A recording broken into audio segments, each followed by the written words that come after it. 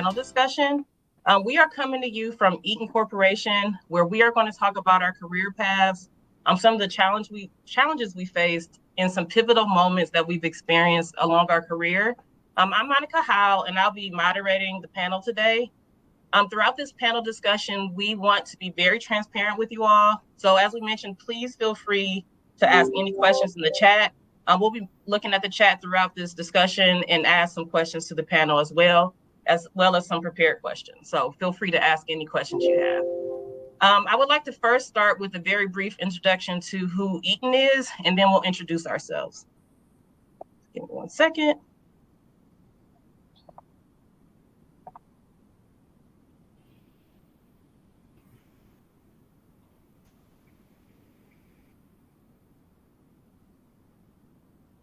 Okay, and can everyone see my screen? Yes, we can, Monica. Okay, so Eaton is an intelligent power management company. You may not have heard of our products, or you may have. We do a lot of business-to-business selling and a little bit of business-to-consumer. So you might see a lot of our products even within like your company's products. Our focus areas include power management technologies, which aim to improve reliability, efficiency, safety, and sustainability. So you would see we have two major sectors, including our electrical sector, where we have things such as power distribution, power quality, control and automation. And then we also have an industrial sector where we focus on aerospace, filtration, vehicle, and e-mobility. So you might even, as you fly, you might have some of our parts on your plane. You might have some of our power breakers within your company, in your electrical systems. We really do what makes what matters work. So that's what we focus on within Eaton.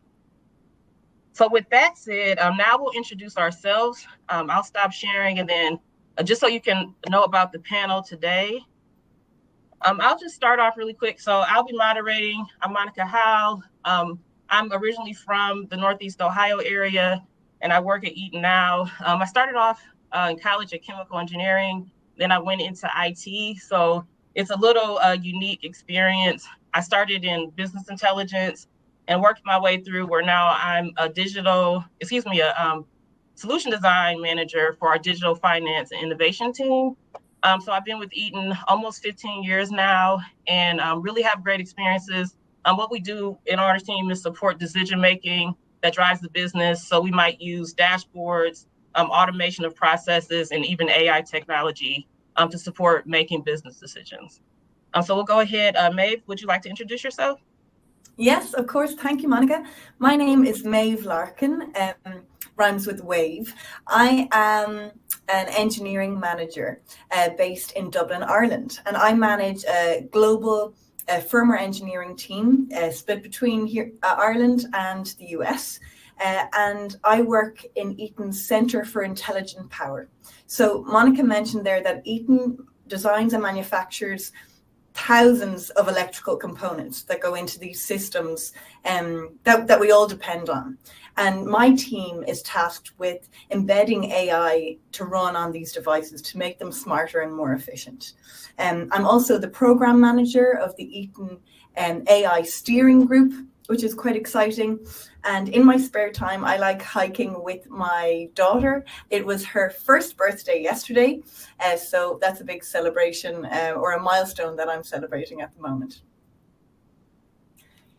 Very nice. Kelli, would you introduce yourself? Sure. So I'm Kelli Shumate. I am a lead cybersecurity engineer here at Eaton's Infrastructure Security Operations team. I am based in Cleveland, Ohio, and my team is basically in charge of protecting Eaton's networks and systems from cyber threats. So we do that through designing and implementing security solutions.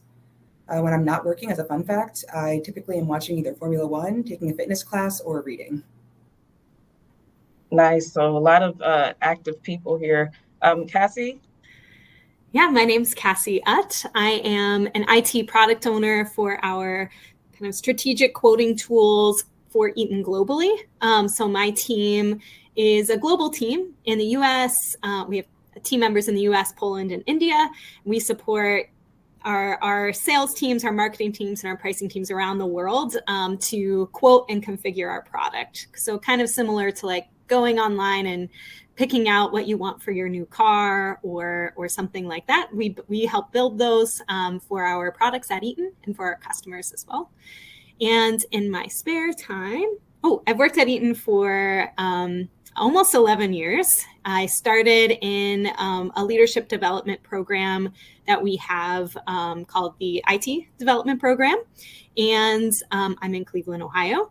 In my spare time, I like to perform. So I do theater, and right now I'm like performing with our orchestra chorus. It's a nice mind shift from like the technical day to day to like the music and the theater side. So yeah. Yeah, very nice. So as you can see, a lot of diverse experience, a lot of things that you could do within the STEM field within Eaton. So thank you all for sharing. So we'll go ahead and start the panel. Once again, reminder, feel free to ask any questions in the chat, but I'll go through a few questions that I have for you all.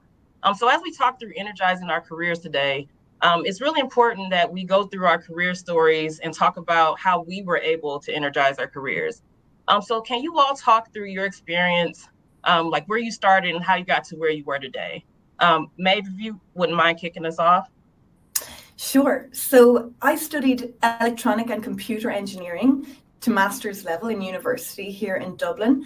And I don't know what it's like, you know, in other countries, but that was a really, really strong technical foundation. But not only that, it also gave me a really strong foundation in teamwork, team projects, presenting technical ideas. And yeah, I really enjoyed that, you know, trying to be the glue between, you know, technical concepts and maybe lay audiences and how to communicate that story. Throughout my time in university, I did get industrial experience, I suppose, through internships. And then upon graduation, I got a job at Intel in their Internet of Things and Wearables group. I was working as a pre-silicon design verification engineer, but what I was working on was the design and verification of neural processing units that really go into smart cameras. So I've always been interested in that kind of artificial intelligence space. I then was headhunted actually to be part of the startup team here within Eaton, which is the Centre for Intelligent Power. So it's actually a research and development centre that started here in Dublin about 5 years ago. So I really enjoyed that opportunity to be part of something from the beginning. How could we bring about, you know, really integrating intelligence and analytics into the products that Eaton have been making for, you know, basically 100 years now at this stage. So I've really enjoyed that. I've also always been involved in kind of in outreach, in mentoring of female students in technical fields. And I've also coordinated women in technology scholarship programs. And so I am an advocate for women in technical roles and trying to help people grow in their careers. Excellent. Thank you so much. Kelli, we would love to hear from you. How did you go about energizing your career? Sure. So back when I was in college, I actually studied computer science and criminology as a double major. Post-college, I wound up taking a similar role to Cassie as an ITDP, part of Eaton's IT leadership development program. And I spent 2 years working with different cybersecurity teams within Eaton. I think my first year I spent with the network security team, working with technologies involving load balancers, firewalls, and proxies. And then my second year, I actually spent it with the incident response team. So I was actively troubleshooting incidents and working on active threats that the organization was facing. During that time, I was also working on my MBA. So when it came time to roll off the ITDP program, I actually chose to go back to the network security team, which is now the infrastructure security operations team.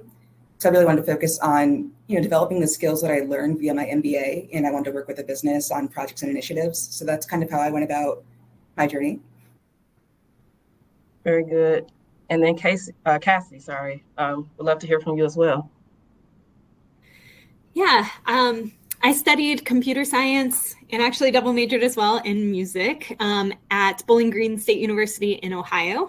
So I'm from Ohio, studied in Ohio, I actually moved to Minneapolis. I saw there was someone in the chat who's from Eaton, so that's kind of cool. I lived in Minneapolis for 8 years and loved it. But as I mentioned, was in the IT Leadership Development Program. It really gave me a great opportunity to see kind of multiple sides of IT. In my college career, I had a couple of like software engineer roles with other companies and was really interested in seeing what was possible within kind of the world of IT. And so that was what really drew me to Eaton and to a rotational program like they had and have. Since then, I've kind of morphed into multiple roles. I think one of the exciting things that I found at Eaton is that there's like so many opportunities. I wouldn't be surprised if many people have never heard of Eaton. I really hadn't before, but it has really been a great place to grow as a professional in tech. And I also participated. I think one thing that kind of like extra energized my career, I've had this like desire to like kind of explore the world, and Eaton's a global company, and I did a program called Remote Year that was supported by Eaton, where I was able to travel with a group of non-Eaton people, but work remotely and visit multiple countries around the world. And it was a really energizing opportunity for me to just kind of broaden my perspective and get to know different people from all over. Awesome. Thank you so much, Cassie. And for myself, as I mentioned a little bit earlier, I did start off in chemical engineering, which for me to go into like a tech role wasn't really expected at the time that I was going into my studies. But I actually went to Case Western, and Eaton is really big in engineering, of course, but also within IT. And so one thing, a couple of you mentioned the IT Leadership Development Program. I actually started off in the IT Leadership Development Program, and I got connected to that through a career drive that was being hosted at Case Western. And what really compelled me to start in IT was just the opportunity to have analytical types of roles, have different types of leadership roles, really understand the business, but then understand technology to drive the business. So really being able to use like problem solving skills, leadership skills that I learned within engineering and process improvement skills, all of that applied even within technology. So I really like that opportunity. So throughout my time within, from ITDP, I had various roles as a business analyst, a project manager, and then ultimately working in solution design, and then managing a solution design team. Through that experience, I really wanted to focus on having a lot of very collaborative roles. So one thing that I started off in my career was I was like really kind of shy, really meek when it came to working with others. But as I worked on different teams and started to speak up more, I started to wanted to take on opportunities outside of just my day-to-day job. So I took on like extra roles. So we have what's called SAM, where you can take on like it's like a extra project on the side kind of a thing. So I started doing things like that to learn more about like supply chain, or learn more about our business processes, learn more about finance. And that opened an opportunity to where I was able to work in a more, functional role outside of just IT, and work closer to our business operations through those experiences. And so the thing that I love about Eaton is that you don't necessarily have to stay put in one area. As I said, I started in engineering, went to IT, and now I'm working in finance. And so those opportunities are there if you ask for them. So thank you all so much for sharing. I'll go one more question, and then I'll go to the chat if we have some questions. So what's the most unexpected lesson you've learned during your career journey? Maebh, did you want to talk through one? Yes, of course. So one of the most important things I've learned about career progression is that you should let people know what you like to do and what you are good at. The most powerful thing is that if you have a network of champions of advocates who know what you like to do, that means they can think of you when opportunities arise. And this is really so powerful. Like, people are not mind readers. They do not know that you like doing this and you'd be good at this. And it is your responsibility to broadcast this information. Some people might call it manifesting, some people might call it good luck, and it's a bit of everything. But you do have the power to let people know what you like to do, where you want to go, and the things that you are good at. So I've even had real experience of this recently, as I've recently returned from maternity leave, and to kind of warm up to my return to work, I undertook a diploma in artificial intelligence. It was kind of around leadership and ethics and the transparency and trust in AI. Anyway, I was then looking to see if my organization would fund that training, and upon learning that I had undertaken this, the VP of my team actually said, do you know what? I have a new role for you. I've got a job that you could do based on your interest in this and these new skills that you've developed. And that all just came from, my own initiative. I was happy to pay for that myself. That, it was serving me, but you have to get out there, put yourself out there. And that way people can think of you when opportunities arise. That would be my number one takeaway. That's excellent, Maebh. And I don't know how many of you are also in the same type of situation, but that's something that, I've even struggled with, just like not speaking up initially. Like I mentioned, so really like taking that opportunity and just letting people know what you're interested in. I 100% agree. You'll get so many opportunities that way. I'm going to go to the chat, and it's a similar question. So this might be a little unique for those of you who are working remote or work with remote teams. So I see Daisha Burns as, I'm interested in working towards a leadership role, but I am fully remote and the only employee in my state. How can I become more visible within the company?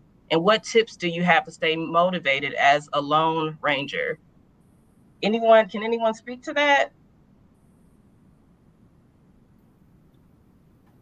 Well, I don't work remotely, but a member of my team, one of my direct reports, kind of does work remotely from the rest of the team. And he is a brilliant example of how to do it well. He is in touch regularly. It would be as if he's actually in a different continent, but you wouldn't even know that. He whether that's starting work early, a little bit earlier to get more overlap with time zones, but having that FaceTime. So, if you can have daily Teams calls or Zoom calls face to face, turn on your camera, get yourself out there and make those connections. Do not be sitting at home waiting for people to contact you. You can try and make those relationships and make your presence or your impact felt. I don't know if that's helpful, but yeah, I'd say just get out there in the virtual sense as much as you can.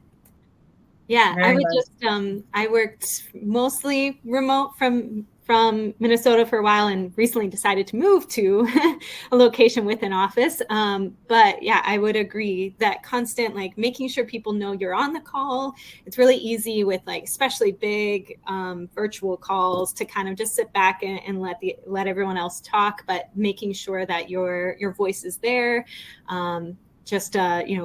Plan a question or start thinking about a question to make sure that they're, oh yes, great question, Cassie, like let's answer that.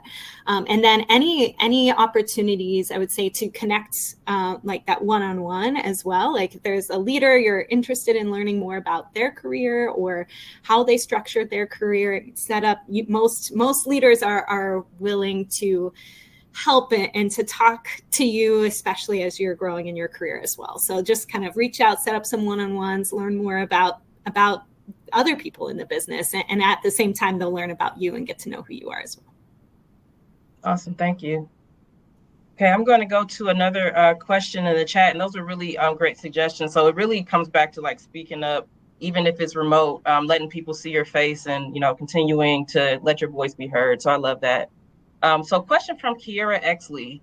Do you see the technical leadership pathway, such as staff engineer, architect, etc., as being fundamentally different from the management leadership pathway, engineering managers, head of, et cetera, in terms of approaching their career. So I know there are a few managers on this call. Anyone want to take that question?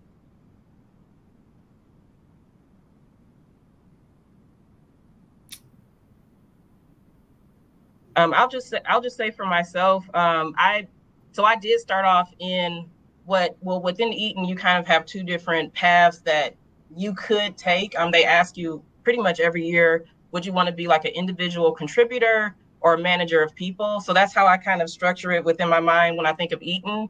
But the thing that I've noticed is that you do not have to be stuck in one or the other. So I started off in my career coming straight out of the leadership development program saying, I don't want to manage people. Like, I just want to do my work, get my work done, go home. I wanted to, just like be a contributor, which is perfectly fine. Eaton has a lot of career paths that you could be, the senior leader within as an individual contributor role. Somewhere along the way, about 10 years into my career, I said, you know what, actually, I do want to think, strategically about some of the planning that we have to do within the business. I want to manage a team of people. I think I have good ideas. And so once the annual question came up, do you want to be individual contributor or manager of people?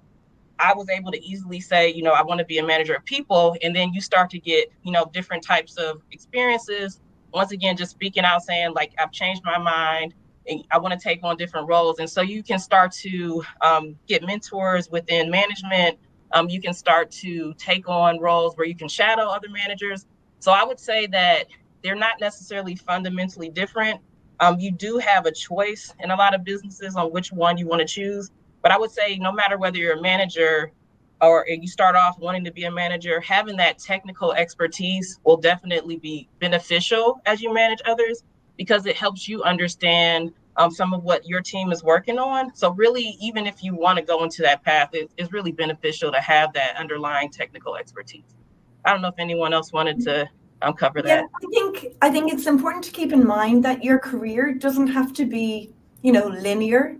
There may be different times in your life that you want to work on different things, or you may be taking some time out to have children, or you're working part-time, or different things that are happening. So even though you may progress as a manager of people, there may be time again there when you need to move back into more of an individual contributor role, and maybe that management will come back again. But it's important to note that it doesn't have to be one or the other.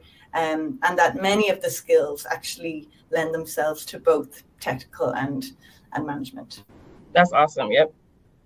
And so I see a lot of questions in the chat. I'm going to go to one that is interesting, and we kind of touched on this. So visibility is key, but what advice can you give to introverts? I would say for me, I definitely had to deal with a little bit of being more of an introvert in my field. One thing that's definitely helped me, though, has been realizing that I don't always need to know exactly what's going on in terms of a meeting. I can always ask a question, though, to get back on track, or a project for that matter. Just not being afraid to speak up and let others know when I have questions and need help, or just when I need something from them, right? Just making sure that I'm visible. Yeah. And I'd really struggled with that early on as well. I'm a huge introvert to the point that I have actual social anxiety. I can feel it in my body when I have a social event coming up. And so it really took, just like Kelli said, it took for me to just proactively say, and I think even Maebh and Cassie touched on this too, before a meeting, I'm going to ask 1 to 2 questions in the meeting. That's how I started. Same thing you guys are saying. I'm going to ask 1 to 2 questions. I might have to write them ahead of time just so I can know what I'm going to say and have that courage to speak up. But then it became, ask 1 to 2 questions. Then it became, hey, I have a good idea. People have heard from me before, so now I'm not scared to speak up. Let me just shout out my idea, even if it comes out right or wrong. So it becomes more comfortable. I still struggle with it a little bit, but you will become more comfortable as you start to work on it. But there are no stupid questions. If people just hear your voice for the first time, then you'll start to become more comfortable hearing your own voice speak out loud. So I would say just continue to practice doing that, and then take those opportunities even outside of work. Go to different networking events and just prepare the same way. I'm going to ask 1 or 2 questions. I'm going to have some conversation starters. if you prepare ahead of time, at least for me, it makes me a lot more comfortable when I go into those situations. Okay, so we have about 5 minutes. I have an interesting question that maybe if everyone could answer this. So there's a, oh, sorry, I just missed it. Okay, so Laura, sorry if I mispronounced your name.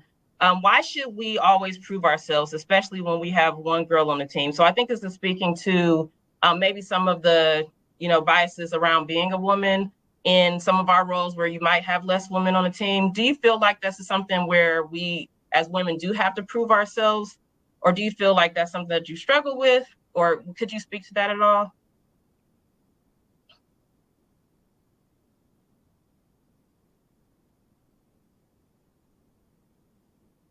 I don't know if I have an answer for this, but I definitely feel like I struggle with this. And I recently moved into a manager of people role.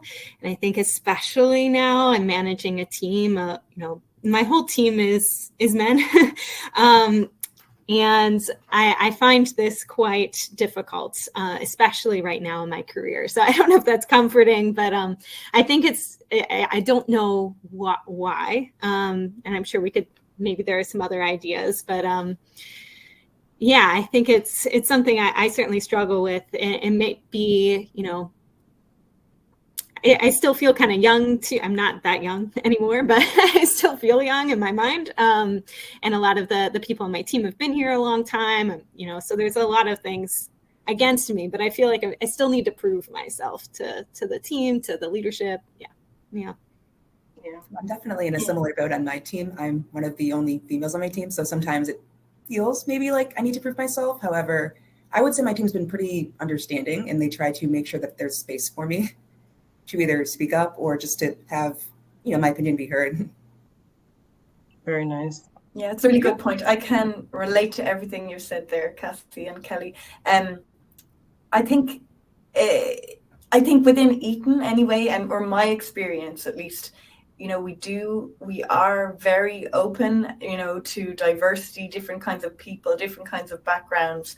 And I think we just need to have the confidence to share a little bit more, if we're impacted by different things in our lives or in our home setup, to be open, you can be a little bit transparent maybe, and that builds trust within a team. Most people have their own things that they're dealing with or that they're struggling with. And if we can, be open about that, most people are looking to help. Most people are looking for everyone to succeed. So it's about trying to build that trust with your team, with people you work with. Awesome. Thank you so much. And we have about 3 minutes left. So I do have a few similar questions, so I can kind of group them together. And this is about like how have you been able to maintain balance? A lot of us are mothers, and I failed to mention that I'm a mother as well.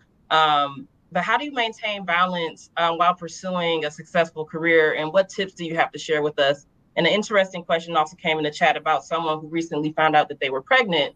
So how does that help with, being able to navigate your career as you try to move through some of the tips that you might have for someone who may not be, or may have some challenges with sharing that information with their manager? Yeah, so I just had a baby 8 months ago. I was very nervous to tell my manager.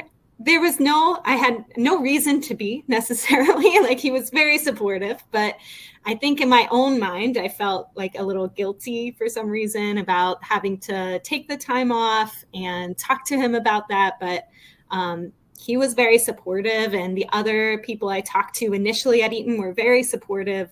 So I would, if you do have some sort of mentor or senior leader that you want to talk to first, that's kind of how I approached it. I talked to another woman manager leader at Eaton who I really trusted and said, hey, this is my current situation. I'm a little nervous to tell my current manager. Do you have any advice? How did you approach it? What would you want to know as a manager, like during this time of prepping for leave? So I would, if you have someone like that, I would just reach out and kind of chat about your current, your situation, your team, and start planning for the conversation with your manager. Yeah, and similar to Cassie, so this is I guess you're all learning for the first time. I'm actually pregnant right now, and so I just started announcing to the rest of my team this week. So I'm about 12 weeks pregnant, and I started the same way as Cassie, like telling my manager first, and she's very understanding, so she's going through that. But that's someone that I could trust with that information early on, because I was missing a lot of work. I was sick. She was very supportive, and just like Cassie said, once you break that ice, your leaders should help you manage that. And within Eaton and every company, they should have ethics around no discrimination for pregnancy, not being able to miss out on promotion. So you're protected as a mother and especially as a pregnant person, you're protected legally from any discrimination. So we are at our time. This was a great discussion. Feel free to continue to ask questions in the chat, and we can continue to monitor. I wish we could have gotten to every question, but I'm so glad we got an opportunity to talk to you all today. We do have another event coming up with one of our colleagues, Allison Maggiari. So please feel free to join her session tomorrow. And I'm trying to get the time. So our virtual booth with Allison Maggiari is called You Are Enough, Bringing Your Whole Self to Your Career. And that really goes right in line with what we were just talking about, bringing your whole self. So that is at 10:30 EST tomorrow, April 25th. We would love to see you there. Thank you all. Thanks, everyone. Have a good day. Good day.